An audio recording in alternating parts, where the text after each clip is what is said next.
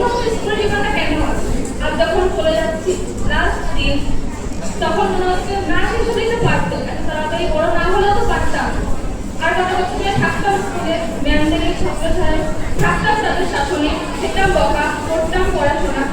কি দরকার ছিল এত তাড়াতাড়ি বড় হয়ে স্কুলটাকে ছেড়ে দেওয়ার? এখন বুঝতে পারছি তারা হয়তো বলতো, শাসন করতো, পড়া করতে বলতো বলেই আর এখনো ঠিক আছে। বাবা মাও বলতো, তারাও হয়তো ভালো চাইতো। যখন বড় হলাম তখন আমরা যখন বলছি তারাও হয়তো আমাদের ভালোই চাইছে, তারাও হয়তো আমাদের মায়েদের মতো, তাই আমাদের বলছে। আর সত্যি ওরাও তেমন বলতে ভাবা বদল করে না, এটা কখনোই মনে হয়নি। যখন কখনো মনে হয়নি স্কুলটাকে ছেড়ে অন্য স্কুলে চলে যাবো। তখন তো একটা বছর ছিলাম, কেন যাবো অন্য স্কুলে? এই ম্যাডামরাও এত ভালোবাসা দিয়েছে আমাদের, কেন ছেড়ে চলে যাবো এই ম্যাডামদের? আর যখন চলে আসছি মনে হচ্ছে আর আসবো না স্কুলে। ড্রেস করে ক্লাইনে স্নান করে খাওয়া দাওয়া করে আর কখনই হয়তো স্কুলে আসবো না।